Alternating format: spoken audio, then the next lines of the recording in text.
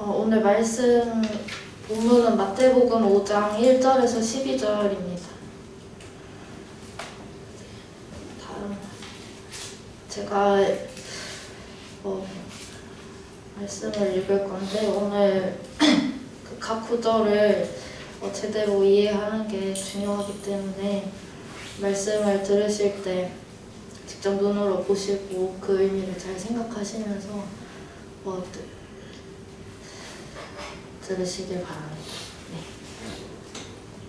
네.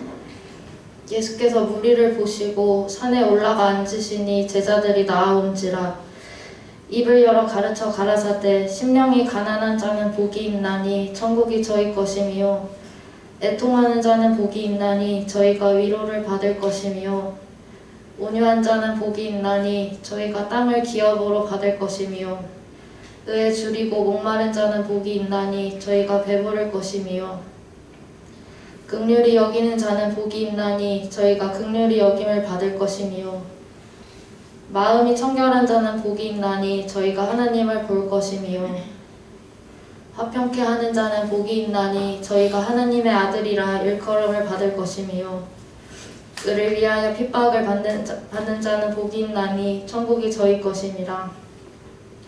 나를 인하여 너희를 욕하고 핍박하고 거짓으로 너희를 거스려 모든 악한 말을 할 때에는 너희에게 복이 있나니 기뻐하고 즐거워하라. 하늘에서 너희의 상이 큼이라.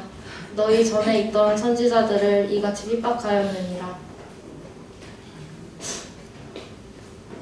12월이 시작되었습니다. 이제 곧 2025년도 마무리돼가고 있는데 저희가 이제 조금 이후부터 계속 습관적으로 하게 되는 인사가 있어요. 다음 PPT 보면 저희가 항상 새해 복 많이 받으세요 라고 이제 그냥 만나는 사람마다 계속 인사를 하고 다닐 건데 여러분들이 이 말을 전할 때 여러분들 안에 그 복의 의미는 무엇인가요? 보통 하시는 일 잘 되고 새해는 하시는 일 잘 되고 가정 내 평안하시고 돈도 많이 버시고 이런 의미겠죠. 오늘 예수님께서 복에 대해서 말씀을 전하고 계십니다. 그 말씀 속에 예수님께서 말씀하시는 진정한 복이 있는 사람이 어떤 의미인지 알아보도록 하겠습니다.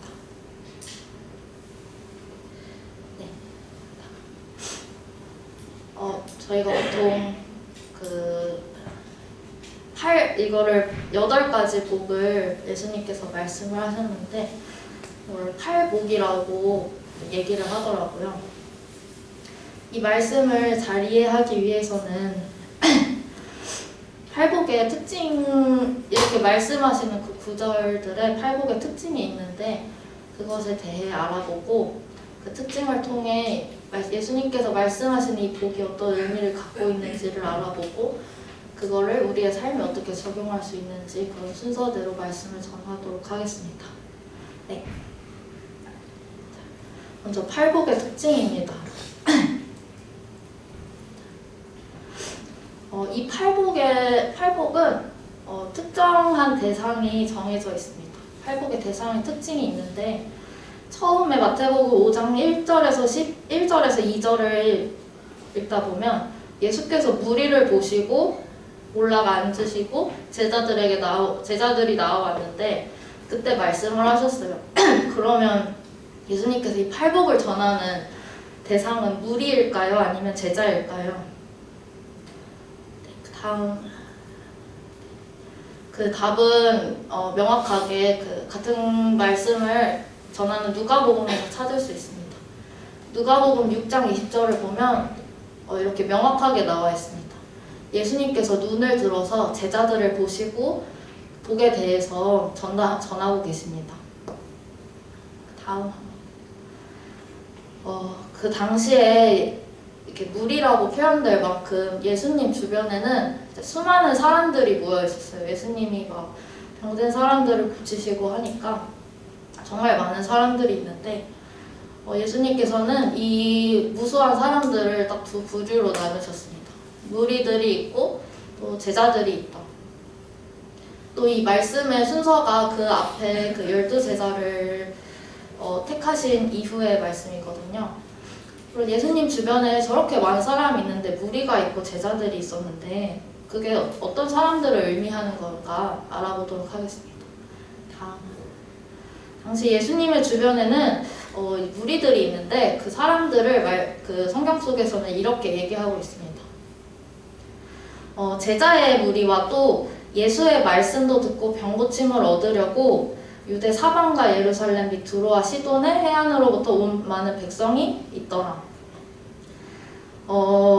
예수님께서 말씀하시는 이 무리는 예수님의 말씀도 들어보고 또 병고침도 얻으려고 예수님께 찾아온 사람들이었어요.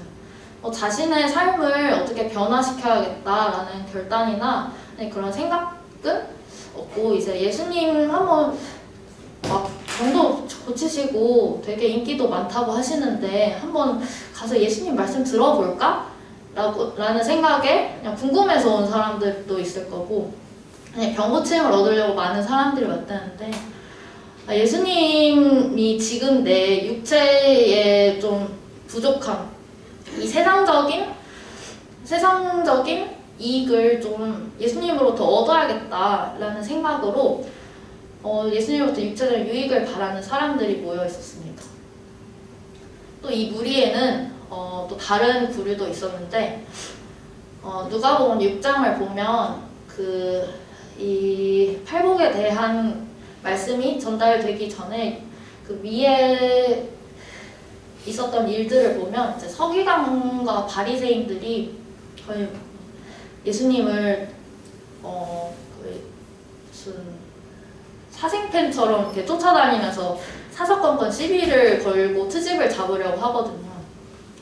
서기관과 바리새인들이 예수를 송사할 빈거를 찾으려 하여 안식일에 병 고치시는가 엿보니 하고 또 예수님께서 뭐를 하시면 그거에 대해 트집을 잡으려고 계속 따라다니고 있어요. 그 무리들에는 이런 사람들도 있었습니다. 이들은 자기가 예수님보다 더 잘났어, 내가 예수님보다 더 잘 알고 있어 생각하면서 어떤 트집을 잡으려고 아니면 예수님이 이렇게 인기가 많은데 내가 예수님한테 뭔가 트집을 잡으면 내가 더 높아지겠지? 이런 생각에 자신을 높이기 위해 있는 사람들 위해 예수님 주변에 머무는 사람들 이 두 부류가 있다고 이제 성경에서 말씀하고 있습니다. 그리고 이 무리 말고 그러면 제자들은 예수님이 이 제자들이라고 말씀하시는 무리는 어떤 무리냐? 그 말씀은 마태복음 5장이 시작하기 전에 제자들을 부르신 그 과정에서 이들이 어떤 사람인지를 알 수 있는데 첫 번째로는 시몬 베드로와 그 형제 안드레가 있습니다.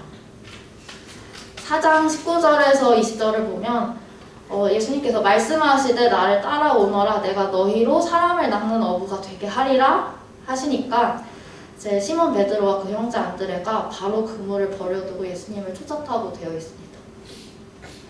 또한 그 다음 세베대의 아들 야고보와 그 형제 요한에 대한 이야기도 바로 나오는데 이들에게도 예수님께서 그 형제 야고보와 그 형제 요한이 그 아버지와 부친 세베대와 배에서 그물 깃는 것을 보고 부르셨어요.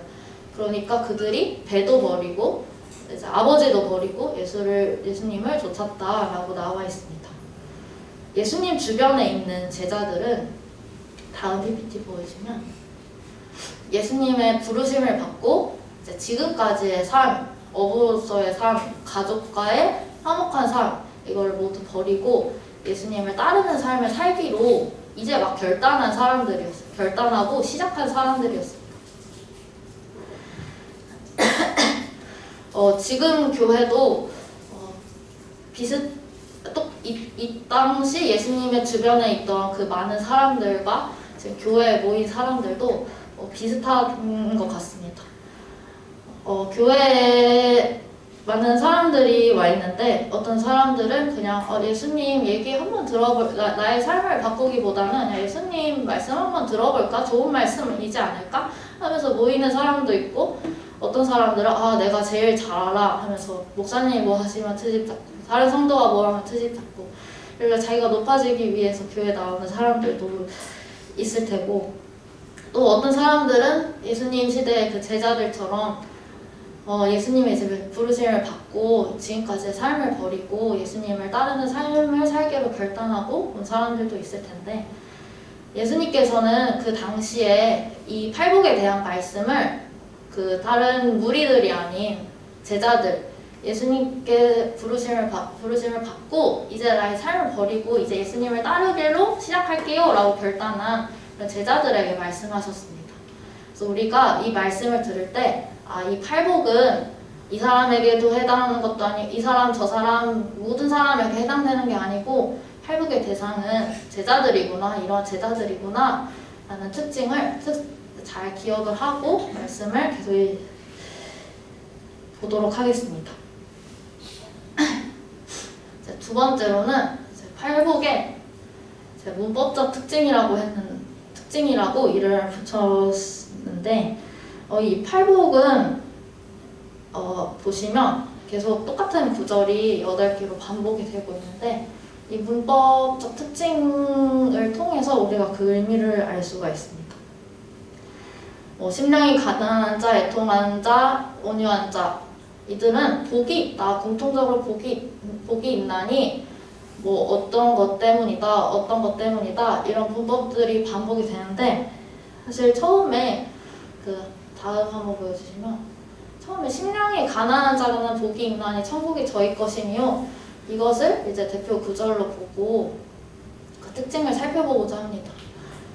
처음에 저는 이 말씀을 굉장히 많이 들으셨을 거예요. 산상수훈의 첫 번째 말씀이기도 하고 마태복음 초반에 있는 말씀이고 저희가 찬양도 있잖아요.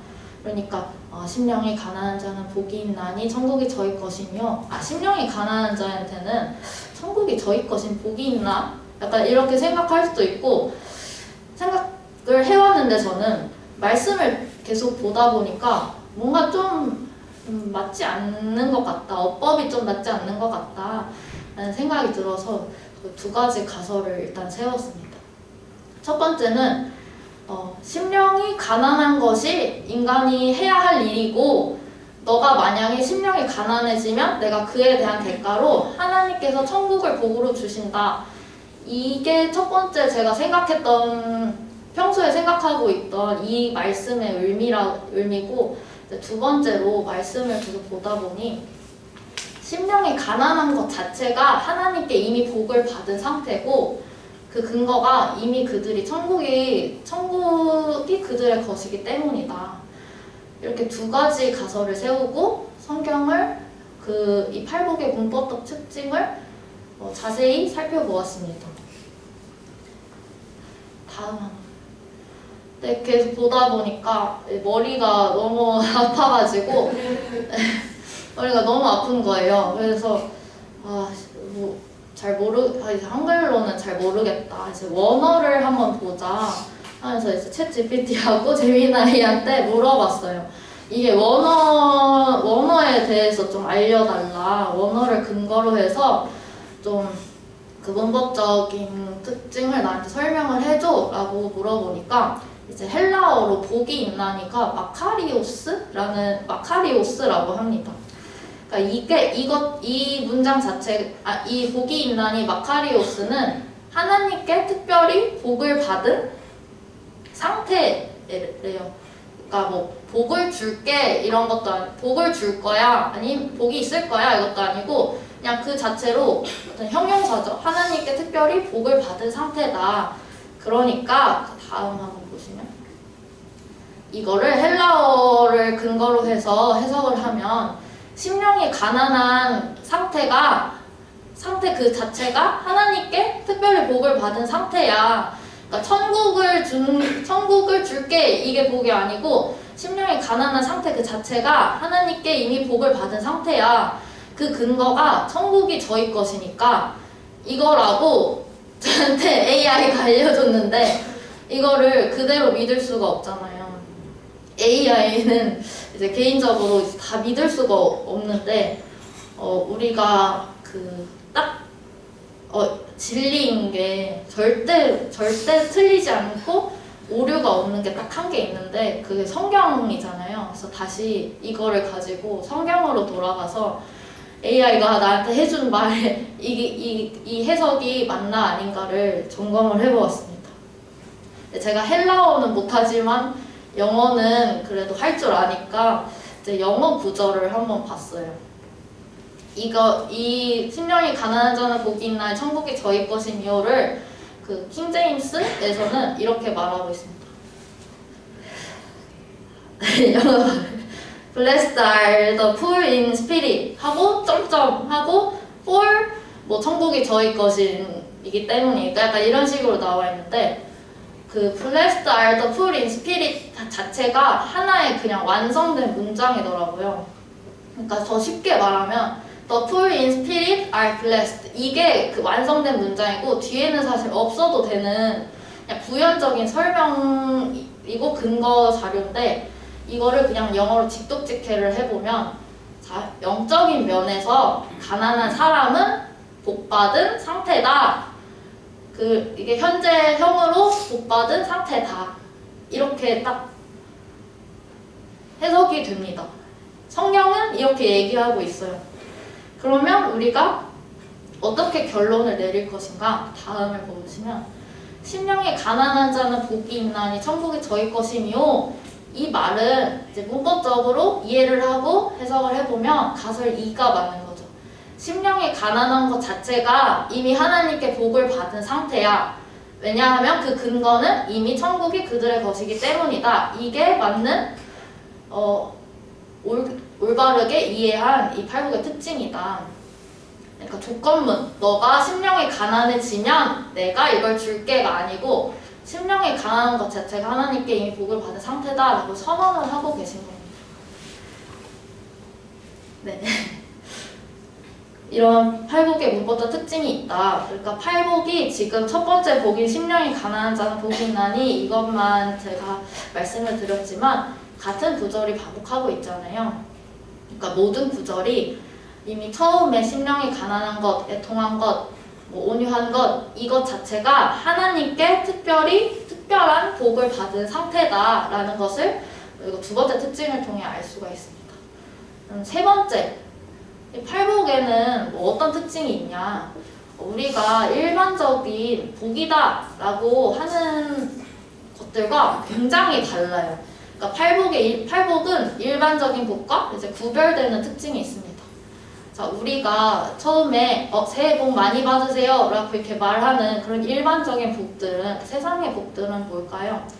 팔복은 심령이 가난한 것 자체가 복을 받은 거야 하나님께 복을 받은 거야 라고 하는데 우리가 일반적으로 생각할 때 가난한 게 뭐가 복을 받은 건가 물질적으로 그리고 내 마음적으로도 부유한 상태가 복을 받은 게 아닌가 이렇게 다릅니다. 두 번째로 애통한 것 자체가 복이 있는 상태다 라고 말씀을 하고 계신데 우리가 생각하기로는 슬픈 게 뭐가 복이 있는 거예요. 보통 기쁘고 행복한 이런 게 복이 있는 거지 라고 이렇게 다르게 구별된다. 세 번째로도 온유한 것이 복이 있다 하는데 보통 저희가 세상에서 온유하다고 하면 호구라고 해요. 보통 세상에서 복을 받은 거라 하면 내가 막 권력 있고 다 성취하고 내가 다른 사람들을 다 움직일 수 있는 영향력이 있고 높은 명예가 있고 내가 주도권을 잡고 움직일 수 있는 사람이야. 이런 사람이 복을 받은 거지 라고 생각합니다. 의에 줄이고 목마른 사람이 복이 있다 라고 말씀을 하시는 목마른 것 자체가 이미 복을 받은 거다 라고 하시는데 배고픈 게 뭐가 복일까 라고 세상 사람들은 생각합니다. 배부르고 충만하고 나 만족해 이런 상태가 복을 받은 거지. 또 긍휼히 여기는 것 자체가 복을 받은 상태다 라고 말씀을 하고 계신데 보통 세상 사람들은 내가 다른 사람들을 긍휼히 여기기보다는 다른 사람이 나를 좀 이해해주고 다른 사람이 날 좀 도와줬으면 좋겠다. 이게 보통은 복 받은 사람이지 라고 생각을 합니다. 또 마음이 청결한 자는 복이 있다. 마음이 청결한 것 자체가 복 받은 거다라고 말씀을 하고 계신데, 보통 세상 사람들은 우리가 일반적으로 생각하는 복은 외양이 되게 깨끗하고 번듯한 것이 복을 받은 상태지 라고 말을 합니다. 또 화평케 하는 것이 그 자체가 복을 받은 상태다 라고 말씀을 하시는데, 보통 저희는 내가 그냥 태어났더니 화목한 가정에 있고 그냥 회사를 갔더니 화목한 조직이고 약간 이미 완벽하게 갖춰져 있는 곳에 내가 들어가는 것, 거기에 속하는 것이 이제 복을 받은 거지, 복 받은 상태지 라고 생각합니다. 또 의를 위하여 핍박을 받는 것이 그것 자체가 복을 받은 것이라고 말하는데, 세상에서 누가 핍박을 받는 것이 복을 받은 상태다라고 생각하겠습니까? 세상에 온갖 사랑을 받는, 인정을 받고 사랑을 받는 그 상태가 나는 새해 복 많이 받으세요 이런 상태가 되세요 라고 말하는 거죠. 예수님께서는 이렇게 세상에서 생각하는 일반적인 복과는 정말 정반대의 복들을 우리에게 나열하시면서 이 상태가 너가 이 상태야? 그럼 너는 이미 복을 받은 상태야 라고 선언을 하고 계십니다. 왜일까요? 그 이유는 그 뒤에 근거들이 있죠. 지금 현재 이루어진 천국이 저희 것이래요. 그러니까 지금 천국이 내 것이래요. 현재 이미 이루어진 그 보상, 또 앞으로 위로를 받을 것이며 땅을 기업으로 받을 것이며, 그리고 앞으로 하나님께서 완성해 주실 그 엄청난 보상이 있으니까 세상에서는 생각하지도 못하는 이 상태들이 너희가 진정 하나님께 특별한 복을 받은 상태다 라고 말씀을 하고 계십니다.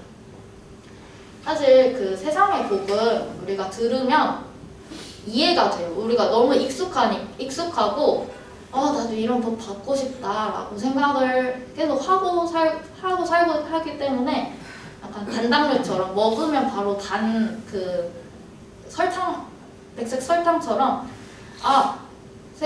이런 복 이거구나 라고 이해가 딱딱 되는데, 사실 심령이 가난한 게 내가 복 받은 상태라고? 그럼 심령이 가난한 게 뭐지? 애통하는 상태, 나의 상태가 복 받은 거라고? 애통한 게 뭐지? 하고 이렇게 팍 와닿지가 않는데, 그 다음 PPT 한번 봐야지. 우리가 이 팔복에 대해서 정확하게 이해하기 위해서 이 팔복, 그 각자의 그 복이 갖는 복을 받은 그 사람들이 갖는 특성을 통해서 이 복은 이런 거야 라고 한번 규정을 해보도록 하겠습니다. 네.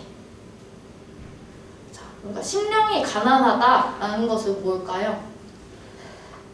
심령이 가난하다. 내가 가난하면 구걸을 하잖아요. 내 영이 가난하기 때문에 하나님 앞에 정말 간절하게 진리와 천국을 구할 수 있는 상태, 그것이 팔복에서 말하는 심령이 가난한 상태입니다. 애통하는 상태가 뭘까요? 슬퍼요. 근데 왜 슬플까요? 자기의 내 악한 모습 때문에, 내가 죄를 지을 수밖에 없는 이 상태 때문에, 죄의 저주로 인해서 하나님과 이게 멀어진 그 상태 때문에, 그 저주의 상태 때문에 너무나 슬퍼하는 상태입니다. 온유한 것은 내가 망가졌잖아요. 나는 지금 망가진 상태예요. 근데 그냥 이 망가진 모습을 그냥 그대로 다 드러내고 다녀요. 다 깽판 치고 나한테 시비 걸면 욕하고 이런 상태로 다 나의 타락하고 망가진 모습을 다 드러내는 게 아니고, 나는 비록 타락하고 망가졌지만 그것을 드러내려고 하는 그 의지와 그 충동을 완전히 다스릴 수 있는 상태. 그것이 온유한 상태다. 그리고 의에 줄이고 목마른 상태는 이제 하나님의 관계에서 필요한 하나님과 이제 함께하기 위해, 하나님과 가까이 가기 위해 필요한 의를 하나님께 간절히 갈망하는 상태다. 그리고 긍휼히 여긴다는 것은 내가 이제 하나님과의 관계에서 받은 용서와 자비를 내가 이해하고 그것을 다른 사람들에게도 이제 물이 이렇게 아래로 흐르듯이 이제 베풀 수 있는, 타인에게 베풀 수 있는 그 상태가 이제 긍휼히 여기는 상태다라고 규정할 수 있습니다. 다음.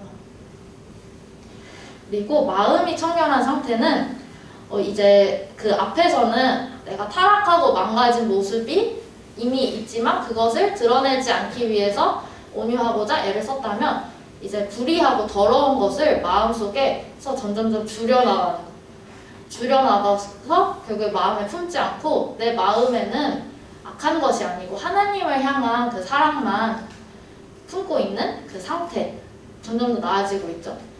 그리고 화평케 하는 상태는 예수님께서 그 인간과 하나님의 관계를 회복시켜 주시고 화목하게 만들어 주셨고 그 직분을 나에게도 맡기셨는데, 내가 그것을 알고 그것이 사람들 사이에 얼마나 중요한지를 깨닫고 그 역할을 기꺼이 하는 상태다. 그리고 마지막으로 의를 위하여 핍박을 받는 상태는 내가 하나님의 법을 지키고 하나님을 믿는 것 때문에 오는 어려움을 기꺼이 견디는 그런 상태다라고 팔복이 이러한 상태구나 라는 것을 각각의 특성을 통해서 규정을 할 수가 있습니다. 이 특성들을 보면 점점 더 이제 수준이 높아진다는 것을 알 수 있어요. 처음에는 나의 죄 때문에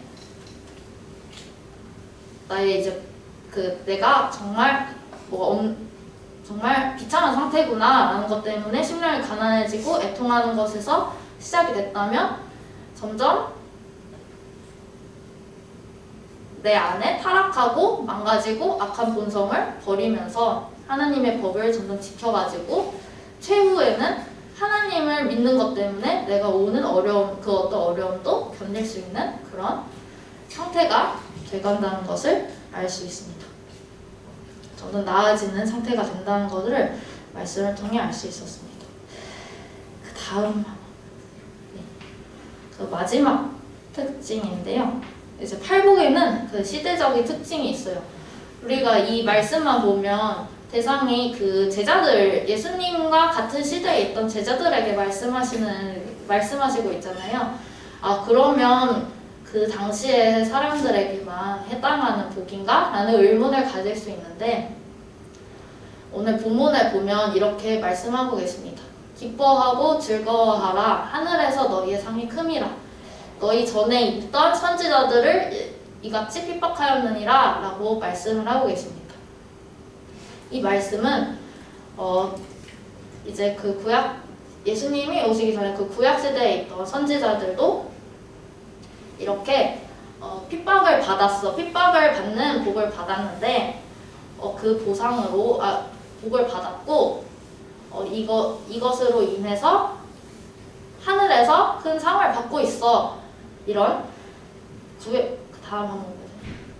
구약에 있는 선지자, 그리고 신약에 있는 제자들, 그리고 이것은 쭉 이어져서 지금 현대 교회에 있는 성도들에게도 똑같이 해당하는 복이다.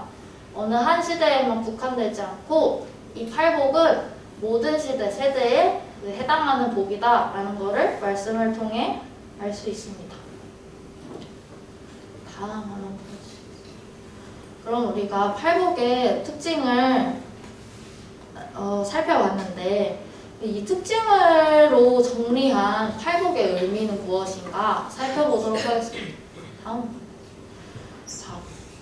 똑같은 내용인데 이제 한 문장으로 정리를 하자면, 이 특징들을 통해서 우리는 팔복이 어떤 의미인지를 알 수 있습니다.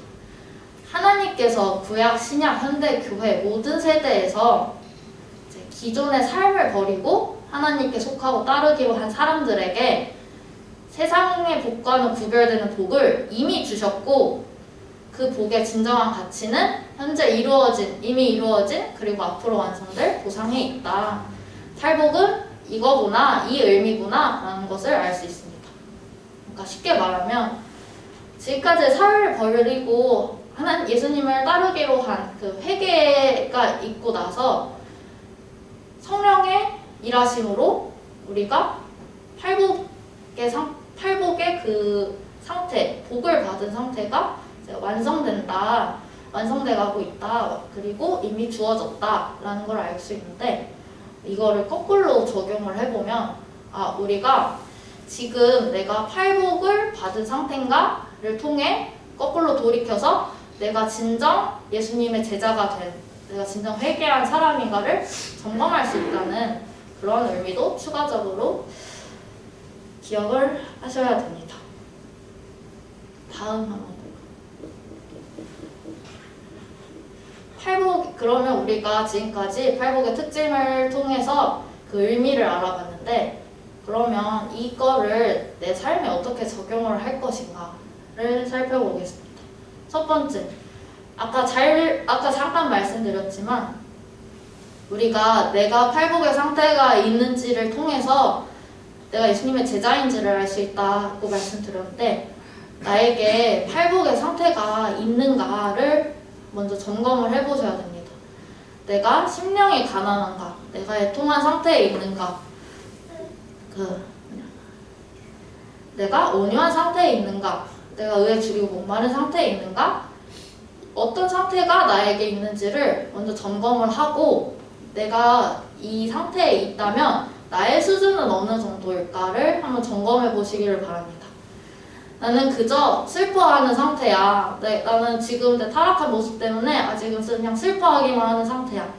아니야. 나는 거기서 더 나아가서 그 슬픈 것에서 나의 모습을 더 하나님께 가까이, 하나님께서 원하시는 방향으로 옮기고 있어서 나는 마음이 청결한 상태다. 아니면 거기서 더 나아가서 나는 어떠한 핍박에서도 하나님에 대한 나의 그 마음을 지킬 수 있는 상태다. 내가 어느 수준에 있는 상태일까, 이거를 한번 점검을 해보시기 바랍니다. 두 번째, 이 점검을 통해서 그래도 내가 팔복에 해당하는 사람이네 라는 결론을 내리셨다면 하나님께 이 복을 완성받기를 구하셔야 돼요. 그러니까 내가 심령이 가난하고 싶어서 가난할 수 있는 게 아니고, 내가 애통하고 싶어서 애통할 수 있는 게 아니고, 내가 의에 목마르고 싶어서 내 의지로 그럴 수 있는 게 아니고, 내가 하나님을 위해 핍박 받을게요 라고 해서 그럴 수 있는 게 아니에요. 이 복은 주어지는 거예요. 하나님께 받아야 되는 건데, 내가 이 복을 완성받기를 하나님께 간절히 바라고 구해야 된다. 그리고 성령의 도움으로 그 수준을 계속 높여가야죠. 계속 슬퍼하는 상태, 나 계속 죄를 짓고 나 슬퍼하는 상태예요. 여기서 멈추지 않고 점차 성령의 도움을 받아서 그 수준을 높여서 그 복을 완성해 가야 됩니다. 그리고 추가적으로 내가 비록 이렇게 망가진 사람이었고 내 멋대로 살던 사람이었고 그냥 제자들을 빗대 생각하면 그냥 어부였을 뿐인데, 그냥 내 삶 열심히 살던 사람이었을 뿐인데 하나님께서 나를 부르시고 이런 복을 허락해 주셨네? 너무 기쁘다, 너무 즐겁다, 이런 마음까지 이제 가지셔야 됩니다. 근데 내가 점검을 해봤는데, 다음 한번 보여주세요. 내가 만약에 팔복에 해당하지 않아, 어떤 것도 해당하지 않아요. 그러면 복의 상태에 복을 받은 게 아무것도 없는 것 같아요. 그저 예수님 무리에 있는 사람들 중에 제자가 아닌 그 바깥의 사람인 것 같아 라는 생각이 드신다면 먼저 첫 단계를 잘 껴야죠. 첫 단계가 뭐였죠? 돌이켜서 제자가 되는 것이 첫 번째 단계입니다. 그래서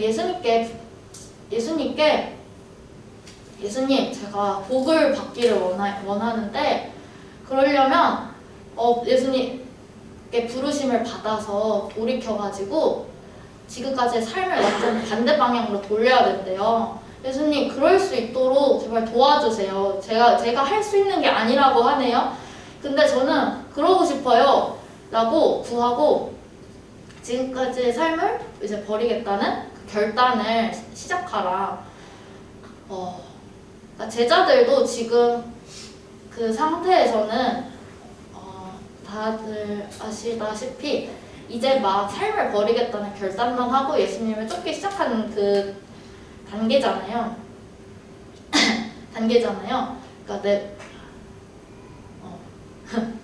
네, 삶을 버리기 시작하던 그 단계잖아요. 그러니까 지금까지의 삶을 버리고 내가 이 단계를 시작하겠다라는 결단을 하고 예수님을 따라 사는 것을 이제 시작하는 것이 팔복에 해당하지 않는 사람이라면 먼저 해야 될 일이다 라는 것을 알 수가 있습니다.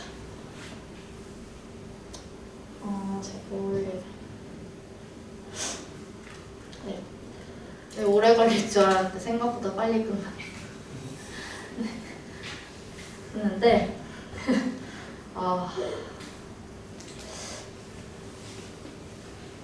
저희가 교회에 이제 와 있어요. 예수님 곁에 모였던 수많은 사람들처럼 예수님 곁에 지금 와 있습니다.